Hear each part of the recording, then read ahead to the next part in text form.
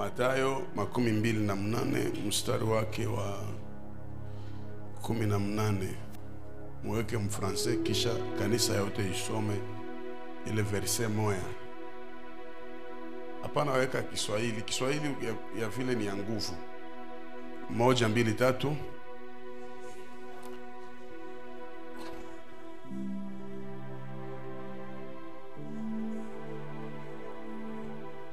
Mbona mko na 1 2 3.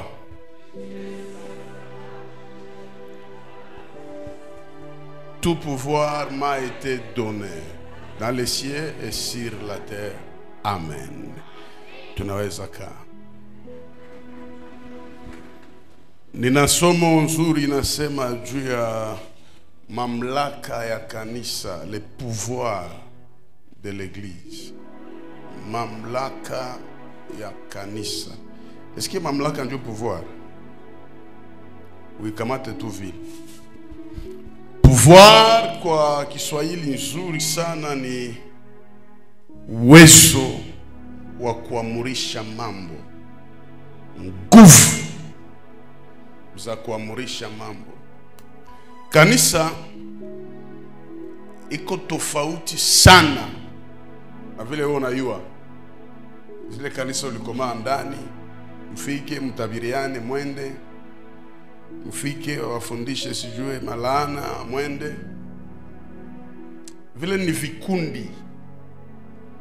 Kanisa ni mwili wa Kristo ambao iko na nguvu ya kutransforme maisha ya mtu ndani na nje. Mtu asikoneshe kwamba anaweza kupeleka mbingu na anashindwa kukuonesha dunia iko namna gani. Kanisa nyingi ambazo tunaishi nazo hazitusaidie kupona kiroho na kimwili, zinatusaidia kututuliza. Iko sio naenda kule ku santé mentale kule, wanaandika tulizo letu. Maki wanakwambia kama ndio wazimu waponake, lakini anaweza tulia.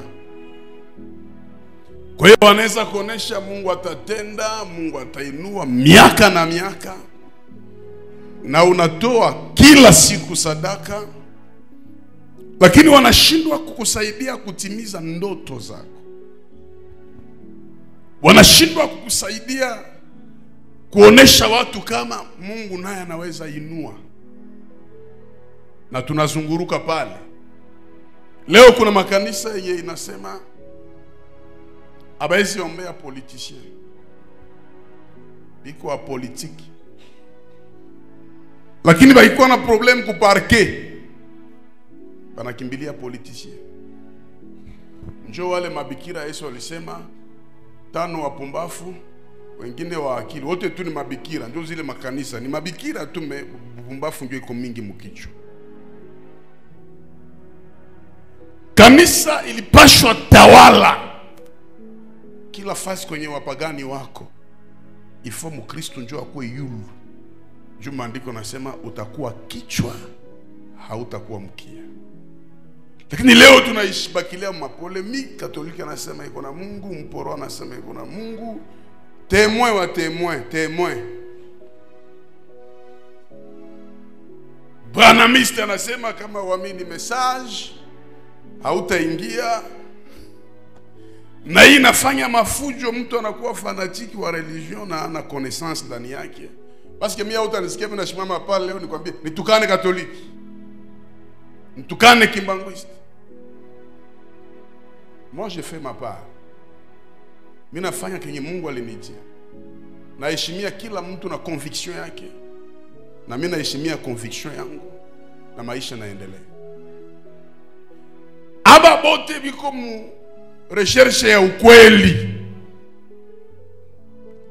Lakini acha nikwambie kama Yesu ndio kweli. Na ukifika fasi kwenye unaweza funguliwa kichwa, kiroho na kimwili, tuliza miguu pale mpaka parapanda ilie.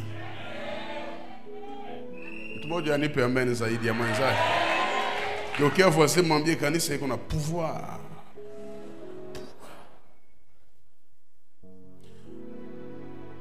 Hatuwezi anza kukemea leo laana, mwaka kesho laana. Donc inaotaka.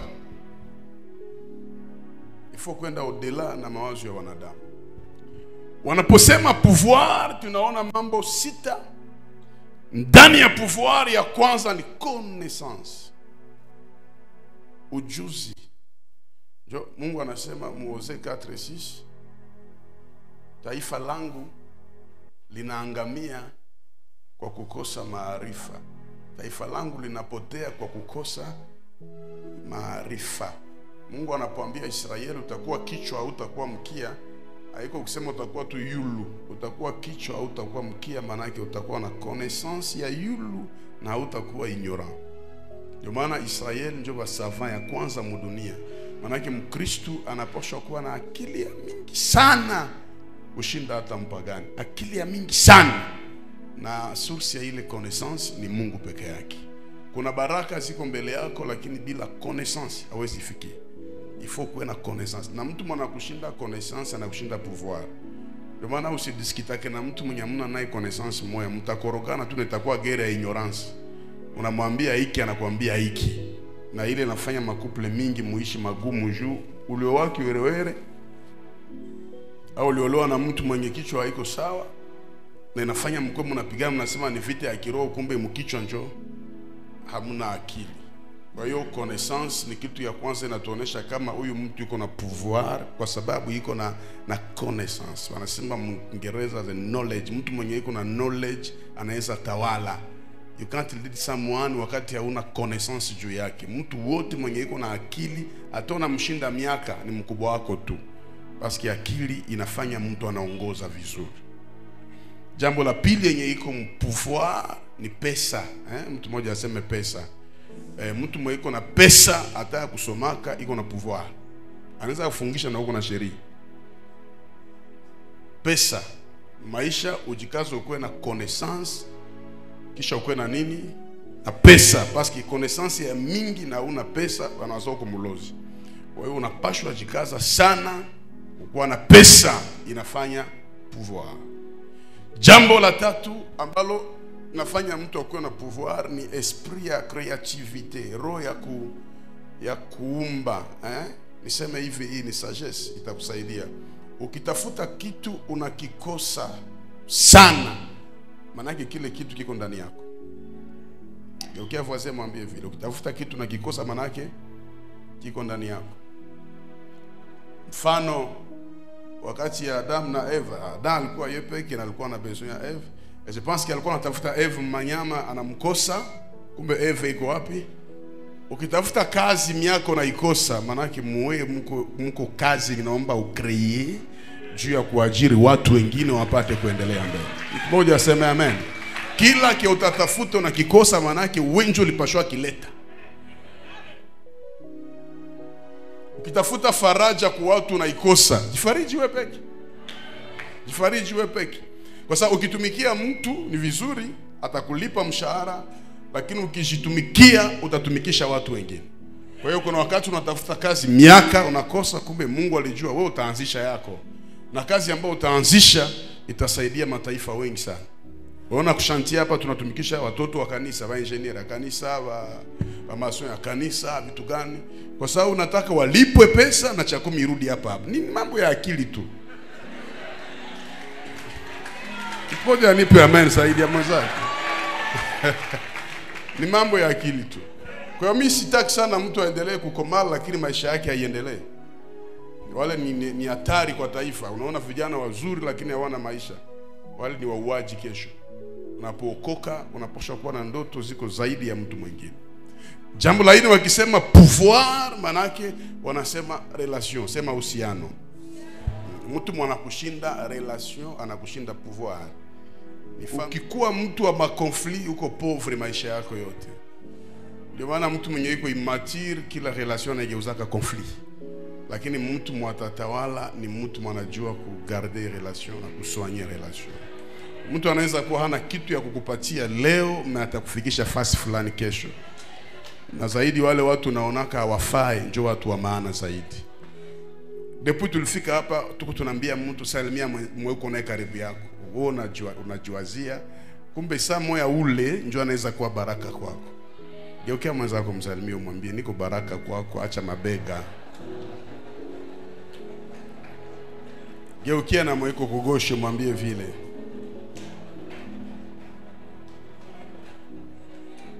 Mtu mmoja anipe amen zaidi ya mwenzake.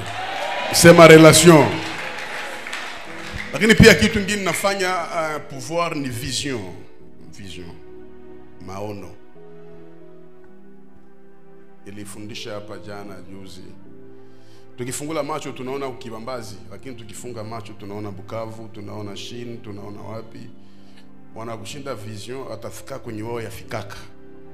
Kila kitu ni maono, vision. Ile yote yenye uko naona leo kwa macho ya kimwili, kuna mtu aliona kwanza ndani kwa macho ya kiroho. Kwa hiyo maisha unatakiwa kuwa mtu wa maono. Lakini kitu kingine yenye iko mpouvoir inaitwa kujua kusema. Kujua kusema. Kila mtu anaweza sema, lakini kila mtu ajue kusema. Na kama Daudi alitawala, walimpresenter akamwambia Saul, ule garçon mwatakia piga gitare hapa pepo ikutoke. Kalite yake ya kwanza anajua sema. Kujua kusema ni neema ya nguvu sana.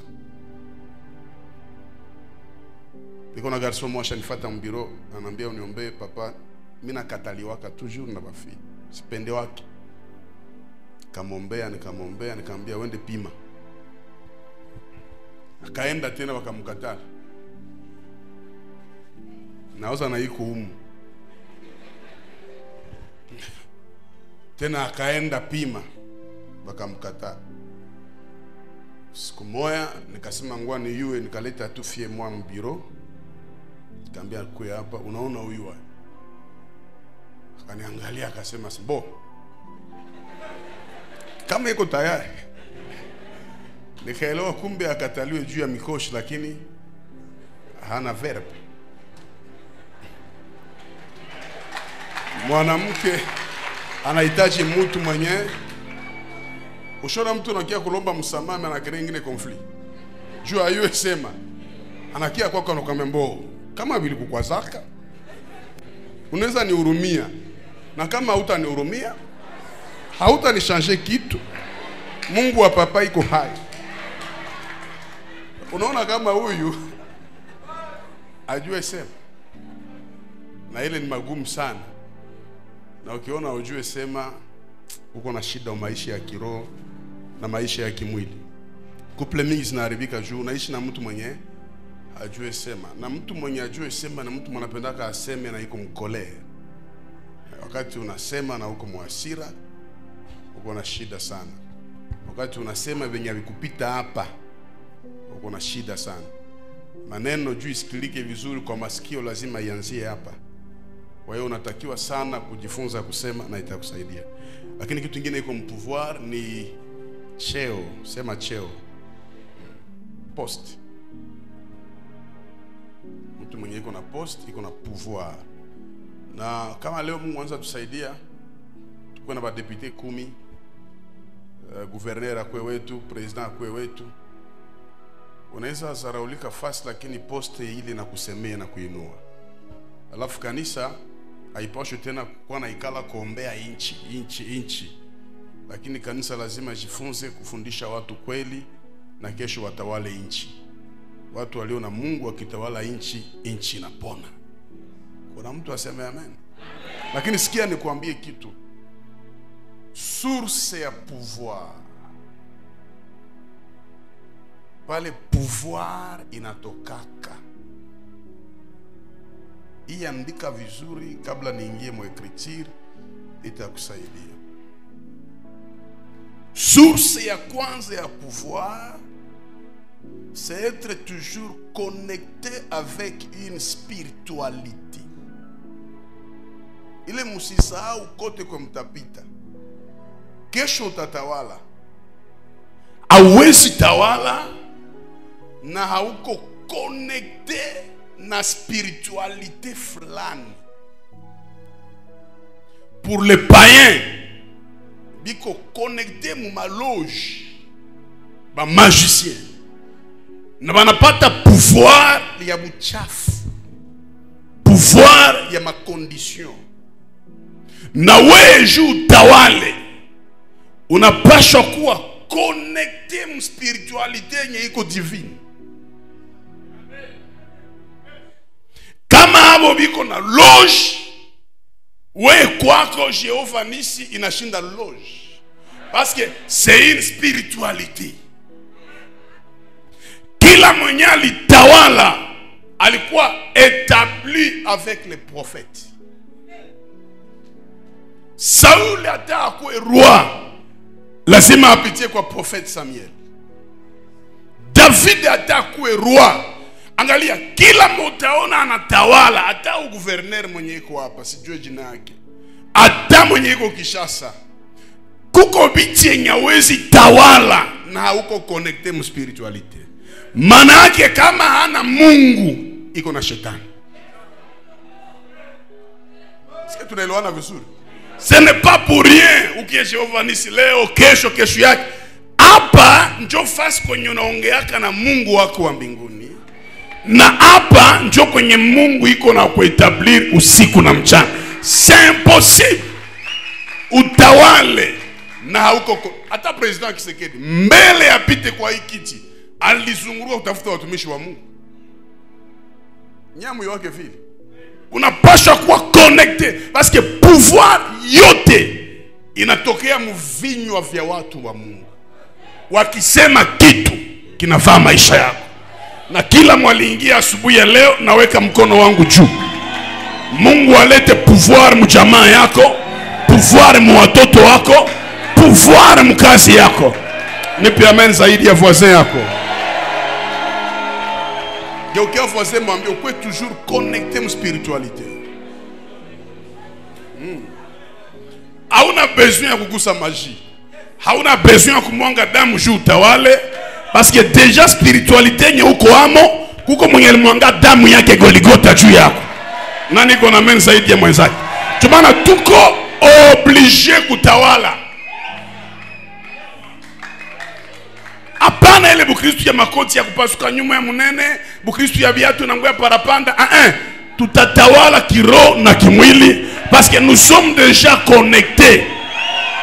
Nani kona men zaidi ya mwenzake? Bwana ifanye kwako. Ukijiunga na mtu wa Mungu akikiri kitu juu ya maisha yako, inafata maisha yako. Kuko tofauti ya enseignement, prédication na déclaration. Déclaration kwa sababu vile gari iko pale kudouane lakini shashindwa pita, parce que yakuwa déclaré. Mais kutakia mtu mwanasema pesa hii tunaideklare.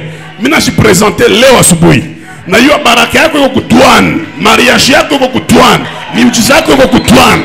Mais je déclare et je décrète, natangaza asubuhi ya leo kwamba kila kiko kudouane kitafunguliwa onote. Nipe amen mara pili, Jehova ifanye. Ça c'est la déclaration. Maintenant iko mikoshi sana ushindo kuwa connecté na homme spirituel. Il faut que connecté. On est fidèle à Jéhovah. Est-ce que vous connectez? Il y a des personnes chemin, il y a des personnes mii. Nilibambia wakati walinyosha fimbo juu ya Esther kumchagula kuwe reine. Haiko fimbo tu ya kumchagula kuwe reine. Moizi alifungulaka mai na nini? Na fimbo. Manake ile fimbo pia itapasula Esther. Jamaa yake itapitia ndani yake siku ya Esther ya Haman. Ndio maana Mardoshia akaandikia Esther, usipotuokoa Mungu atafungula njia ingine. Manake Esther alikuwa nani? Njia. Na Yesu yepeke anasema, je suis le chemin, la vie et la vérité. Na wewe mwenye uko hapa uko miri, wewe ndio njia ya jamaa yako kuinuliwa. Mtu mmoja anipe amen zaidi ya pale. Il y a des personnes chemin. Usifanyake conflit na mtu ndio njia.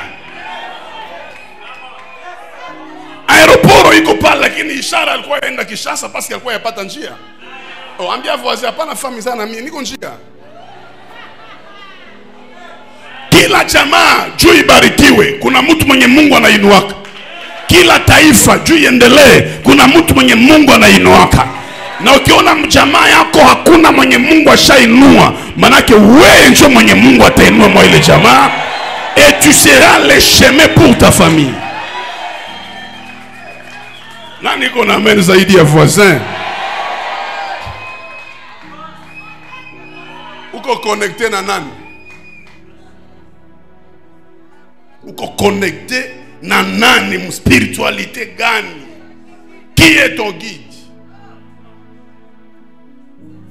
Unaenda mpelekea makuta, mimi nataanza business aseme vya dunia vitapita. Nataingia mpolitika, unataka kuwa mnyama. Unataka postile MONUSCO aseme ile ni kazi ya 66.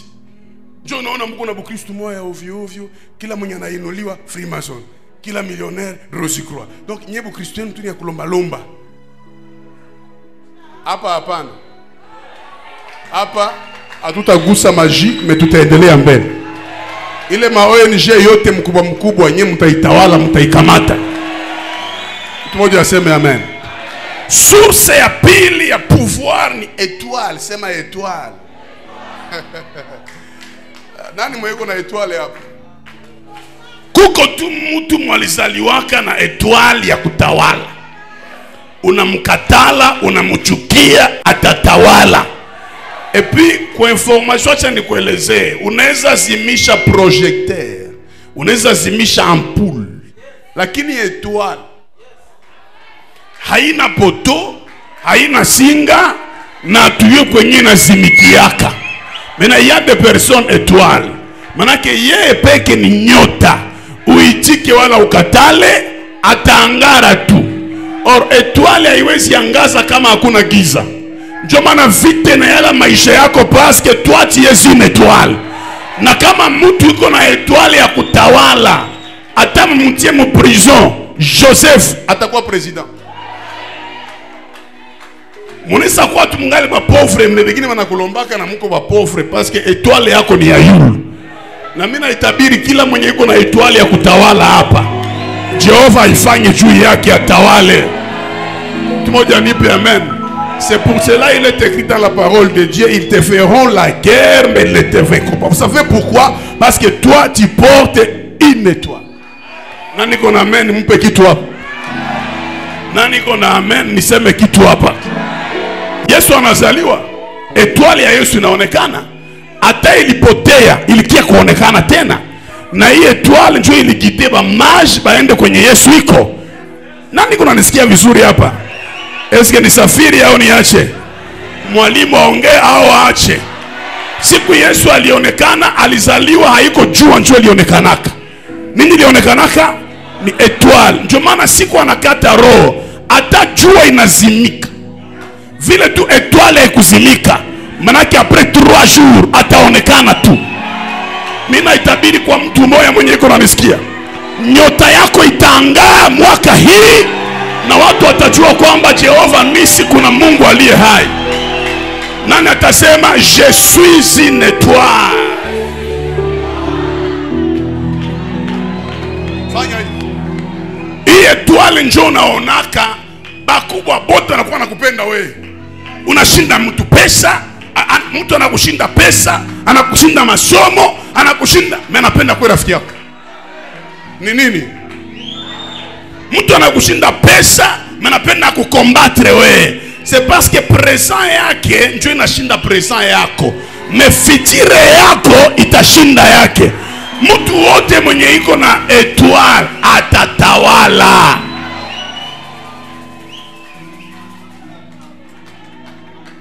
Jamani, ukichukia mwaiko na étoile haiko problem. Jamani, maisha uko unajua hata mtu akuchaguli. Kama Mungu jua alisema wewe utakuwa fulani.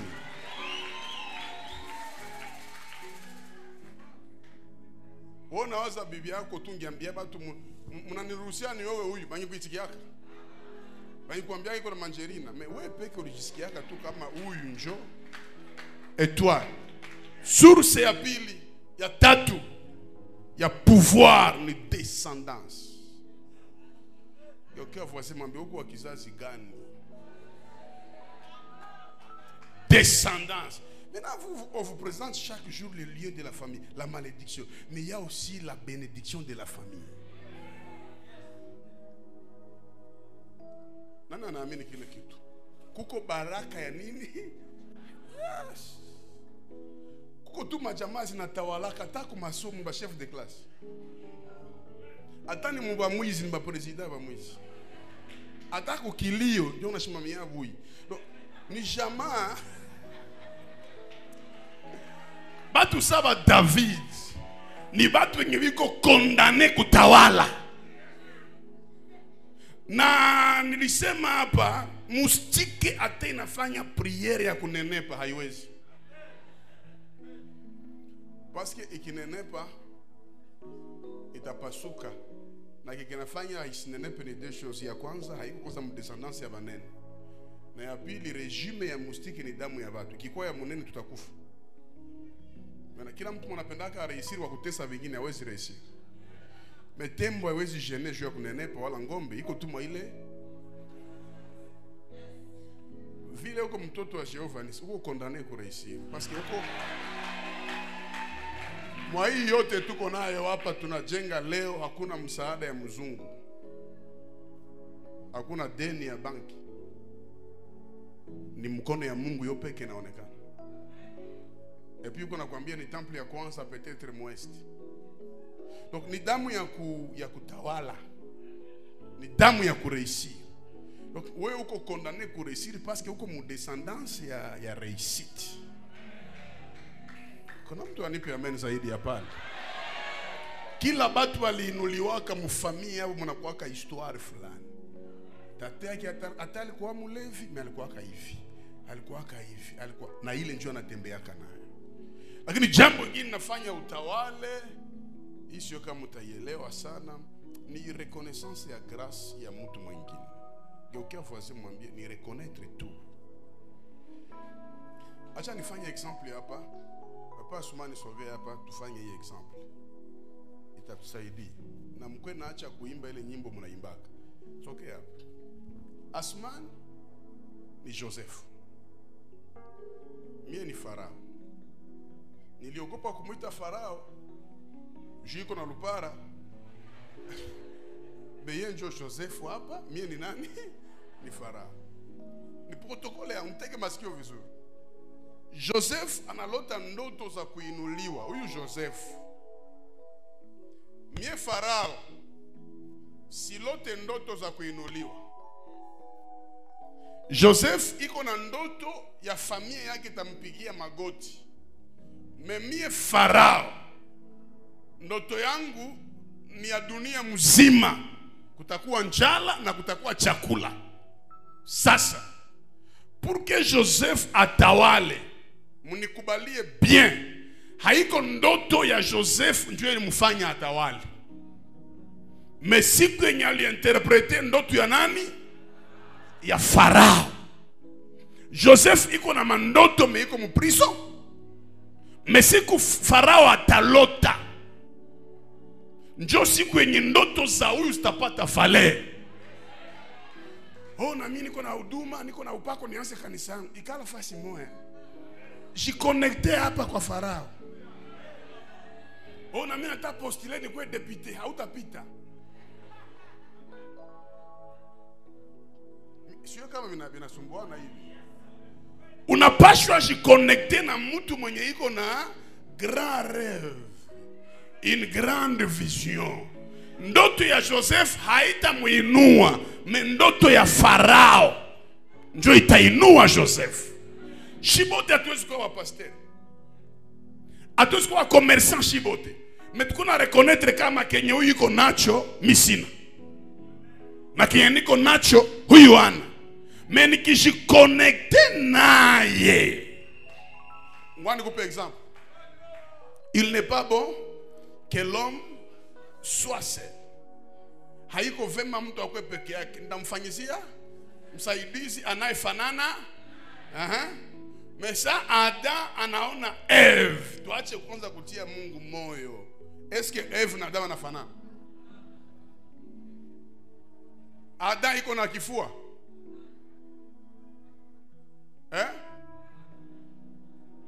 Na vingine siwezi expliquer. Parce que Adam, bangimuletea mwingine ya Adam. Mina baambia vita ingianzaka. Dume mbili azwezi kala fasi moja. Mais ça Adam anaona Eve iko na vitu moja yenye hana na iko navyo besoin. Njo anasema sasa huyu ni mfupa. Angalia, Mungu akuleteake venye uko navyo. Mungu anakuleteaka kenye kita komplete kenye ulikuwa nacho. Ndio maana mtu kwa homosexuel ni pumbafu tu. Bina kwa kwanza hai. Sasa unaona mtu akwe lesbienne homosexuel, tu kama ni condition peut-être ya magie au ni kiwerewere parce que haiwezi pita.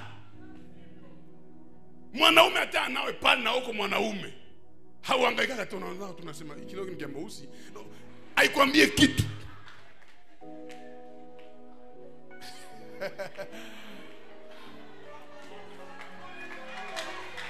Ndio unayua tu kama huyu hakuna kitu. Me Mungu anakuleteaka kenyewe hauna. Joseph uko na rêve, me Farao iko na grand rêve na iko na royaume. Angalia, Mungu akuconnecte na mtu mwenye iko na kenyewe hauna. Chaque rencontre avec les grands esprits inakuwaka inakutia kutone yako. Hautainuliwaka na ukutanane na watu wakubwa. Kuko watu kikutanana nao maisha yako yanaendelea. Surtout mtu mwenye pase yake ndio fitire yako. Bana. Mmoja nipe amen zaidi hapa. Rudia fasi yako wa pasman. Kwa hiyo sasa ba Joseph mfanye hivi. Mko na besoin ya banani? Mko na besoin ya banani? Sasa nyie makanisa yenu mwanza tuimba ndoto ya Yusufu ikamuinua. Eske ni ya Yusufu? Na mko nyingine nyimbo, umwambie Farao nimeokoka, sitarudi. No. Mwambie Farao nakutafuta. Kuko watu biko maposte, ni ba magicien, watu wabaya, mebiko na besoin ya nuru yako. Yeye anafanya uchawi, umeona abudu Mungu wa mbinguni. Ukishiconnecte naye, maisha yako yanabadilika. Ane 2024, Mungu atafanya marakontre prophétique juu yako. Utakutana na watu ambao watakuwa njia ya baraka yako. Mina ideklare kabla niendelee niseme hivi. Janvier ba ministre wakutafute. Février les grands esprits wakutafute. Mars watu wakubwa wakutafute.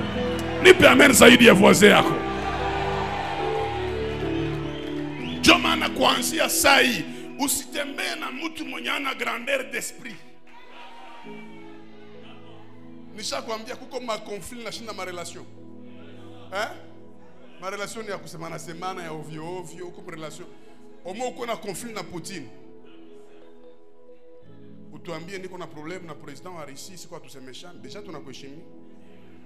Ni conflit mena kuinua. Jomana kuna watu wenye usikwata na mtia muro. Vuta yeye mtelefone. Achana naye na maisha yaendelee parce que angana problem ya kulipa nyumba. Tunaona kama iko tu na roho mbaya. Unaachana naye na itakusaidia. Lakini pia source ya ufalme wala ya pouvoir ni kutii kanuni, le respect de la loi. Na pale ndio kwenda ndaingilia msomo. Kutii kanuni. Usifanye blague na maerreur zenye unaweza fanya leo. Kuna wakati passé yako naweza kuratrape siku ya kuingia kutrono. Kukua pasteur haioneshe kama hawezi tii sheria. Niko pasta, sitauzaka dokima ya gari. Kuna siku watakukosea heshima.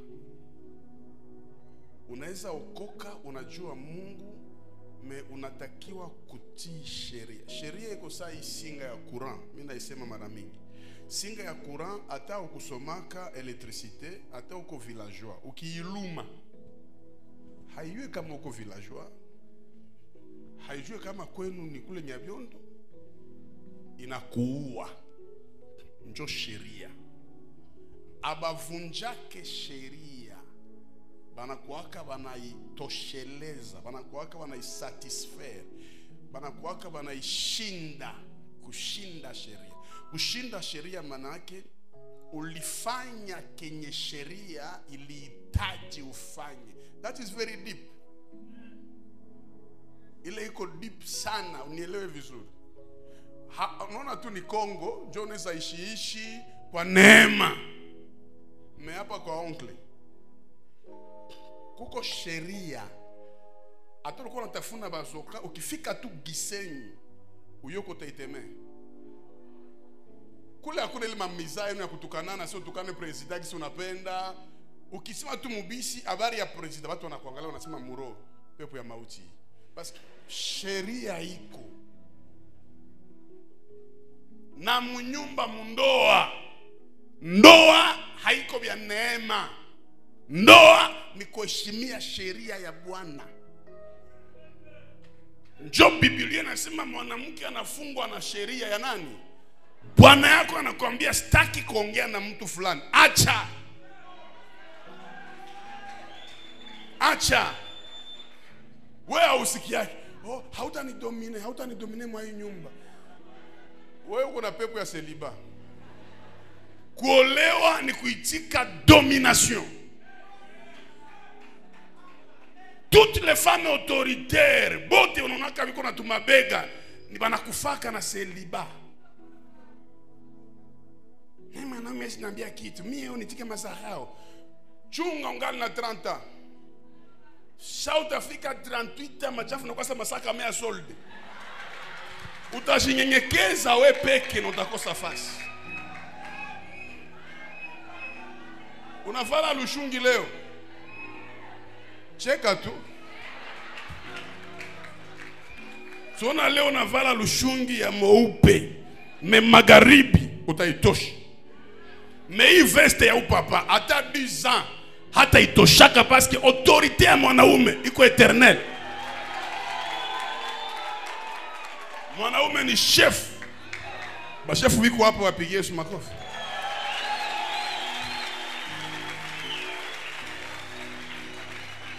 Est-ce que mwalimu anaeleweka vizuri hapa? Oh, moi je vais plaider sur les droits de la femme, les droits de la femme ni kuheshimia bwana yake. Les droits de la femme ni kujua kama ni mwanamke na anajua malimite zake ziko. Mwanamke anabakia mwanamke na mwanaume anabakia mwanaume. Na usiseme tuko sawa, jua hata tukienda ku toilet vitu vitabadilika. Sasa unapaswa jua kama huyu ni mwanaume na huyu ni mwanamke. Ni example tu. Unacheka nini? Inasikilika. Heshimia sheria itakusaidia. Lakini pia kwa ile kuheshimia sheria nilisema Lubumbashi, wanawake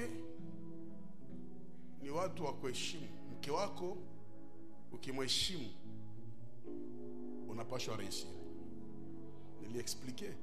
Usikomparake bibi yako na mama yako. Mama ni mama na bibi ni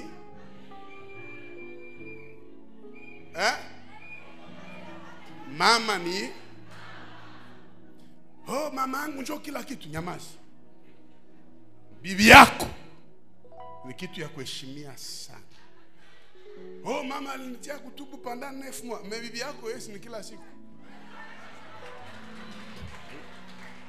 Oh maziba mamangu 2 ans nilinyonyaka, ya bibi yako hawinyonyaki hata mna kitu. Na kwenye mimi naheshimia wanawake ni wapi? Angalia banaume ya matumbu.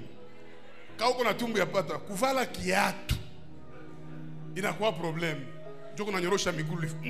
Sasa wewe bibi yako unamfaa vile 9 mois na akuzalie. Heshimia wale wake wenu. Mwanamke anayekupenda si pumbafu. Usicheze na roho yake sana. Ile naisema juu ya wanandoa wenyewe wako hapa. Kuheshimia sheria. Mungu wakati ya creation aligabulia kila mtu pouvoir yake. Mema hii pouvoir akapatia Lucifer pouvoir ya nguvu sana kwa ange yote. Lucifer ni garçon mbaya. Shetani haiko ule mnakuwa mnaimba makanisa yenu, anainama, shetani anainuka. Shetani inamaki. Anaona moto. Unaona ingine makanisa yenyewe. Pastor ana connaissance, c'est mkamate bombe. Mkamate ngumi. Piga shetani. Jona angalia watu wanaomba Mungu lakini maisha ibadilikake. Shetani ni adversaire wa tai. Uliza Yesu. Yesu alikuwa mjangwa yuko naomba 40 jours akumwogopa akakuya. Maandiko nasema akamnyangula. Akamtia yule hekalu. Na mimi mtu anatolea Yesu. Akamtia yule hekalu akamwambia ukiniabudu. Kuko pouvoir zenye Mungu alipatia kule garçon. Akamwambia Lucifer, hii ni yako. Na hii pouvoir uko yule ya malaika wote. Shetani kuna matalents nyawezi expliquer. Malaika wa pili wa mubaya anaitwa mauti. Mauti alipewa pouvoir yenye asikule rushwa. Asihurumie kiana, asihurumie diploma. Akipiga hodi mwako mauti. Ata uko na chantier, haiko mie ni example. Ata wenje ulifanya nini? Mauti hana huruma. Na pouvoir ya pili ya mauti akubebe na akupoteze milele. Kumenyamu hiyo vile. Hivi tu ya kukufa mimi hata usinitabiri yake hata lolote mimi nakufusikia niambie. Donc sipendake niingie vingi mkichwa. Siko préparé, sina répétition, sina programme, sitaki. Parce que mtu akikufa inaisha. Na hata umulili akichomoka unakwepa. Parce que ni pouvoir mauti alipewa. Na ile pouvoir alipewa Mungu alimwambia upoteze hawa milele na ça c'est dès le commencement de la création.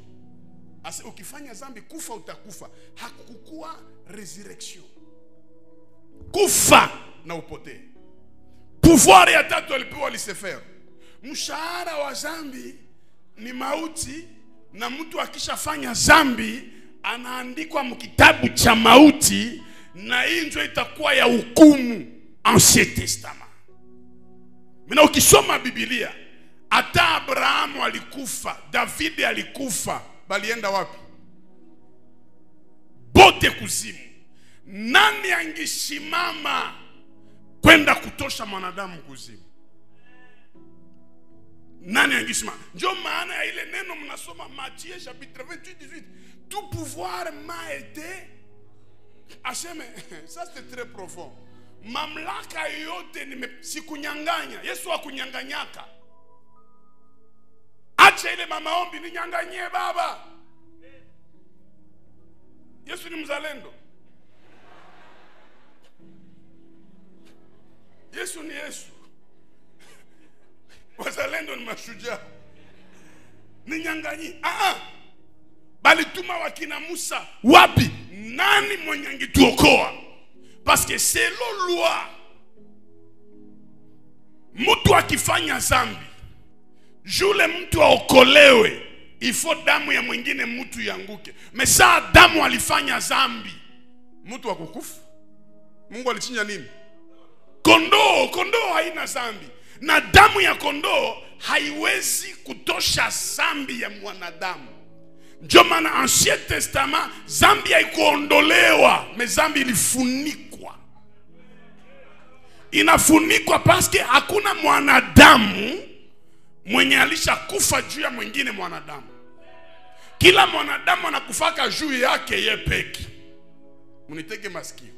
Na jambo la kufuata, mwanadamu atana kufa, damu yake haiwezi tokoa juu asili yake ni zambi. Ndio naona Mungu mbinguni alikuwa na pouvoir ya kuangalia kule chini kuzimu, anafuata ka shetani, nipe fungulu.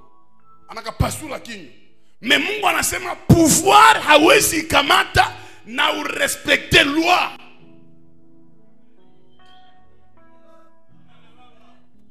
Pale naomba tu watoto wa Simba njoo nielewe. Mungu yeye peke alijua sitaenda ninyanganye shetani. Sitaenda ninyanganye mauti. Nikienda shuka ni banyanganye. nitakuwa mina vunja kenye nilisemaka. Il faut ni satisfaire loi. Njo mnaangalia condition ya kwanza ya pouvoir, il faut ba prophète ba déclarer. Or kuzaliwa ya Yesu ilikuwa profesia ba prophète.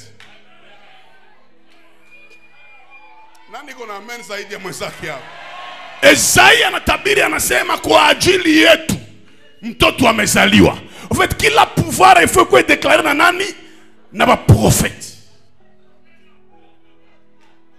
Yesu akairesire ya kwanza. Ya pili, hauwezi kuwa na pouvoir na una raconte ma grands esprits.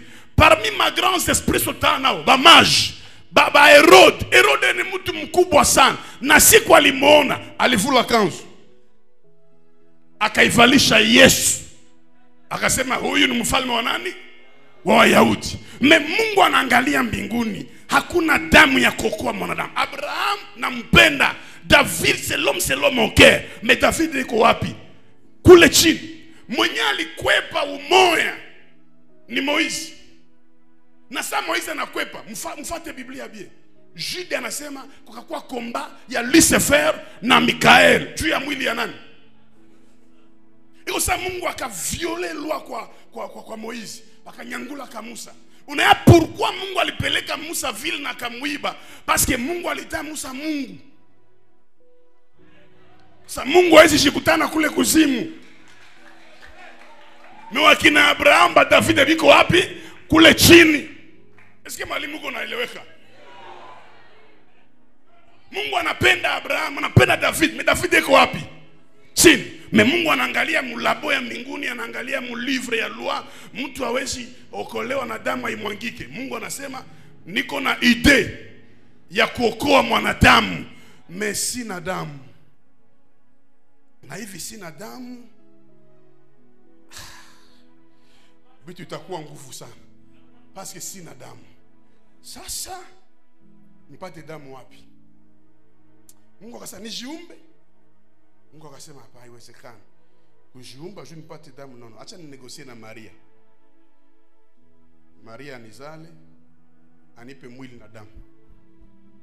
Sasa anipa mwili na damu, itakuwa damu kwanza yenye haina dhambi ndani yake, ni damu yenye iko safi.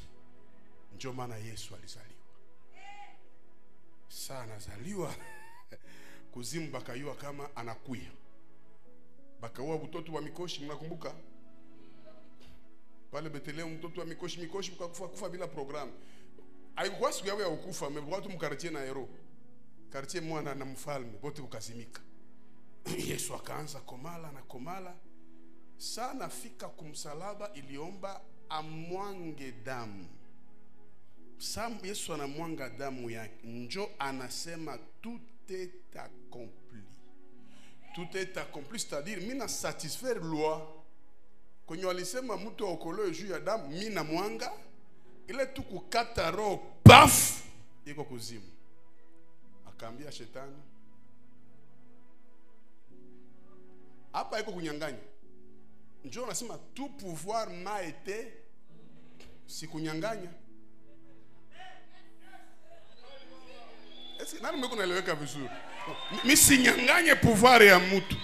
Njo to akaambia shetani, ile kitabu yenye unaandika kama watu ba mazambi kisha una wakondane maisha yote. Katosha kitabu. Sawa napatia Yesu kitabu, hakuvuta majina ndani ya zambi. Akaipasua. Unaya maana ya kuipasula, manake hautaandikaka tena. Shetani iko naona na watoto yake na shangazi yake, na angalia hakuna madharau mbaya mbele ya watoto yako. Anaambia mauti, wewe tulikupatia pouvoir ya kubeba mtu milele. Ungali na exercer hayo. Ndio maana Abraham biko hapo. Tangia leo nipe. Mauti akapana fungulo, ndio akafungulia wakina Abraham. Aseme ile siku makaburi kapasula kini. Ndio siku wa Abraham walifanya nini? Mungu ananifuata vizuri sana, kamata biote kumikono. Yesu anafufuka. Njo anakiambia mitume, nimepewa mamlaka hiyo. Ase mbinguni nilipewa, duniani kwa Herode nilipewa, kule chini kuzimu mamlaka. Usinyanganye mamlaka. Leo wewe mulikuya hapa, ulikia pewa mamlaka. Na oh my God. Au kukia poteza muda hapa, ulikia pewa mamlaka. Na niko na amen zaidi ya pale. Kwenye baba yako alikufiaka miaka na miaka, wewe utapita ile fasi na utaenda. Utasema tout pouvoir m'a été, je me lève comme un prophète. Si Dieu ulipotezaka nini miaka na miaka, mais à cause de l'alliance yenye Mungu alifanyaka na mie, ile pouvoir Mungu akurudishie nayo mara 7 zaidi. Il y a 2-3 personnes qui ont le pouvoir, mais ils ont le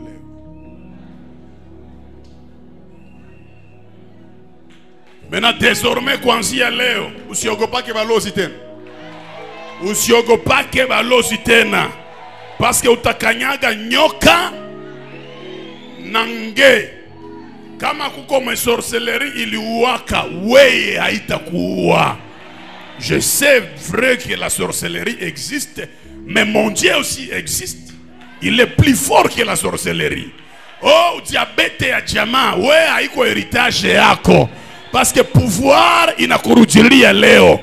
Mena hii pouvoir ndio Mungu alipatia kanisa. Aseme enendeni, salimia voisin yako. Enendeni. Wapi? Enendeni duniani. Mfanye nini? Mkawafanye watu. Ni conclure pale. Mena sasa mnaingia makanisa zenu. Enseignement ya kwanza ni nini? Ni kwenda mbinguni. Vya dunia vyote vitapita. Msipende dunia na mambo yake. Ubatili, pesa ni shetani. Kisha pasta na ukopesha lari. Mission ya kwanza ni kutembea dunia yote. Na acha nishakwambia, hata unasoma kama uyatembeaka huko iletre, hata ulifanya geografia. Siseme Rwanda, leo nishafika Kigali. Seme Kigali, mtu mwana kutembea kukushinda anaweza kuongoza. Kuko wengine mabusenzi unaweza tuonesha hapa, tunakomprendre kama huyu yatokaka hapa, huyu ni wa Goma. Siku utatembea utaiya valeur ya mwanadamu, utaiya valeur ya relation. Mena Yesu anasema mwende mudunia yote mfanye watu kuwa wanafunzi. Oh, hakuna kitu fanye mtu akue disciple kama wewe hauko maître. Donc pouvoir ya église mko connaissance ya kurendre wengine ba disciple. Et la dernière des choses, c'est le sacrifice. Sacrifice. Hautengiaka pouvoir na ufanye sacrifice. Nikisema sacrifice unaona pesa? Non. Sacrifice ni sio mtanelewa mtafsiri nyingi. Sacrifice ni kufanya kitu yenye iko au-delà ya capacité yako. Iko au-delà. C'est comme si kuko zambi yenye ushapenda sana hawezi iacha. Mais nafika wakati unasema mimi najisakrifie, mimi naacha hiki kitu. C'est comme si unakuwa mtu anjala sana, hata 12 heures kienea unapata yasho kumapua juu ya njala. Mais unasema ndafanya 4 jours sec. Sitakula wala kunywa. Ni sacrifice. C'est comme si uko na programme mingi yenye ulikuwa nayo, mais unaikala mkilte 10 heures de temps. Ni exemple. Uko na kazi mingi ungifanya, mais unasema no, hii ni sacrifice. Mwenye anakupatia $100 wala $10, nye msiwaze kama yeye hana vya kuifanya. Iko na kazi. Nilitomboka siku moja honorable tunaambia, uko na kazi mingi ya kufanya na pesa. Usiwaze mwanadamu unaweza muuza na pesa. Mwenye akupendi tu. Kuko mtu atona mfanyia mema ya yeye, ni ingrat tu kuanzia kwa baba yake na mama yake. Bana mtu akikupatia kitu yeye kama ni sacrifice yenye anafanya kwa ajili yako. Sacrifice ni offrande yenye iko au-delà na mawazo yako. Sadaka ya kweli. Unaona pasteur, mimi naisemaka ndakuwa na témoigner, ça c'est un témoignage vivant. Ça va pasteur anafanya appel de fonds, anakuwaka na ngoya njo ba Kristo njo batoe. Memuliona hapa kwa hapa kutuko tunajenga nisha sacrifier plus de 3 maisons. Hapana ma maison ya ma 20,000 wala ya 100,000. Ni pesa yenye ningiweka plus ya $300,000 juu ya familia yangu. Mimi natosha, mimi nasema hii naifanya juu ya Mungu wa mbinguni. Unafikiri ni mizaa? Kalkil gani nilifanya pale? Iko sana niko mwenda wazimu. Mimi nafanya sacrifice kwa ajili ya Mungu. Pasteur yuko mkanisa, iko naombea baveve, ba orfele miaka ya kutosha. Ana tama kuta ya kutosha isomeshe veve wala orfele. Parce que esprit ya sacrifice haiko. Ndio maana wa pasta mingi ni wa pauvre, na wengine ni wa riche mais ba egoiste. Makuta ninguza sima niuze vesti. Mimi navala triko. Na injili inaendelea. Kama kanisa ingelikuwa na upendo, kwenye mnaingia ba patron, mnaingia miaka na miaka, pauvre angelikuwa. Huyu angisaidia, huyu angisaidia, huyu angisaidia. Kila siku ni makilte, tukemee pauvreté. Tukemee pauvreté pasta. Na wewe njoko nayo. Injo inafanya watu mnaendelea kuwa exploiter. Naona uko na magumu lakini roho anasema utoe kwaze uko nazo. Niko na magumu. Niko na magumu tena nitoeze niko nazo. Mon peuple périt. Na hivi ndio mnapendaka, kule ndio mnaendaka. Kanisa iko na pouvoir. Haiko tia kupeleka mtu mbinguni, mekwanza kufanya ureishir mareve zako. Unasema kama niko hivi ni juu ya Jehova nisi. Na hii il faut que connecter na homme spirituel, usiku hapa kunikombattre. Utakombattre reve zako. Wakati mko naita Farao sorcier, Joseph uko naita Farao l'homme de sa destinée. Est-ce que mwalimu uko naeleweka vizuri? Hakuna mtu mbaya sa ingrat. Parce qu'on dit que l'élévation est par hasard. Derrière chaque élévation, il y a une prophétie, il y a un sacrifice. Je me souviens tout le temps quand papa Mbuyiko pale. Anakia kwa Jehova nisi nasikia siku tatu anataka kufa magonjwa tunamwombea Mungu anamsaidia. Nikamwambia naona baraka juu yako. Milango inafunguka. Haikupita miezi ngapi ananiandikia papa nilipata kazi ya heshima. Leo ni chef. Ilikuwa hapa mpremier kilt.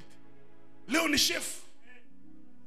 Ilikitosha kitu hapa lazima kitimiliki. Mena mafuta yenyewe unazarau haitakuheshimishaka. Kiokea voisin mwambie ushafa nini juu kwe nani. Tusimame kuomba.